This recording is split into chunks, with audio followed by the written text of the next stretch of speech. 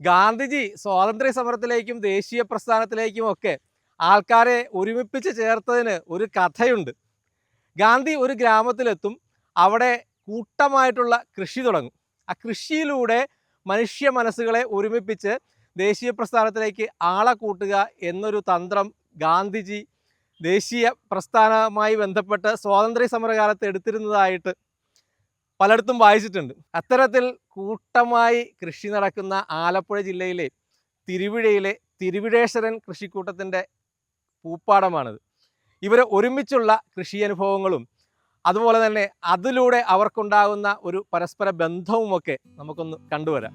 ഞങ്ങൾ തിരുവിഴേശ്വരൻ കൃഷിക്കൂട്ടം സംസ്ഥാനത്തെ ഏറ്റവും മികച്ച കൃഷിത്വ ഗ്രൂപ്പിനുള്ള സംസ്ഥാനത്തെ പ്രഥമ പുരസ്കാരം കിട്ടിയ ഒരു കൃഷിക്കൂട്ടമാണ്.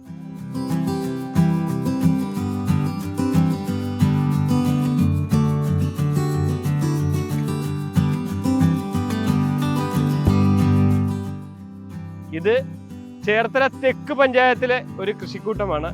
ഈ കൃഷിസ്ഥലം എന്ന് പറയുന്നത് തിരുവിഴ ദേവസ്വം ഭൂമിയാണ്.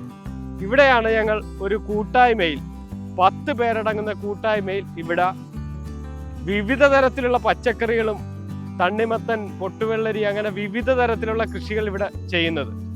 ഇത് നമ്മുടെ നാടിൻ്റെ ഒരു വലിയ മാറ്റത്തിന് ഒരു തുടക്കം കുറിക്കുക എന്നുള്ള ലക്ഷ്യത്തിലാണ് ഞങ്ങൾ ഈ കൂട്ടായ്മ ഉണ്ടാക്കിയിരിക്കുന്നത്. അതിൻ്റെ ഫലമായിട്ട് നമുക്ക് നാട്ടിൽ നല്ല ഭക്ഷണം കഴിക്കാൻ വേണ്ടി ഉണ്ടാക്കിയ ഒരു കൂട്ടായ്മ കൂടിയാണ്.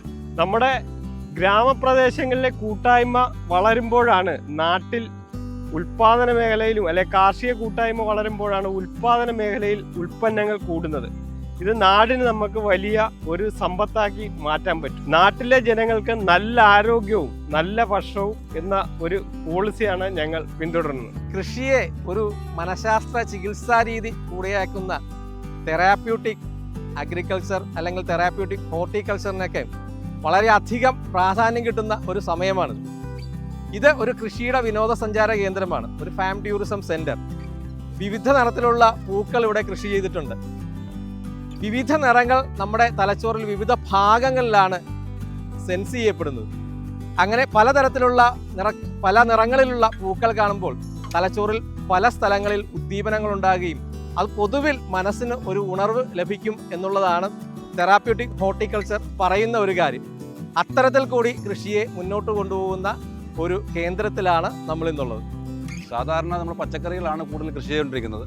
പൂവിൻ്റെ കൃഷി എന്ന് പറഞ്ഞാൽ ഓണക്കാലത്തോടനുബന്ധിച്ചാണ് പൂ കൃഷി ചെയ്യുന്നത്. പ്രത്യേകിച്ച് ഈ പൂ കൃഷി ചെയ്യുന്നതിനുള്ള വേറൊരു ഉദ്ദേശം എന്ന് പറഞ്ഞാൽ നമുക്ക് പൂ കാണുമ്പോൾ ഉണ്ടാകുന്നൊരു സന്തോഷം, ഒരു മാനസിക ഉല്ലാസം, അത് വേറെയാണ്.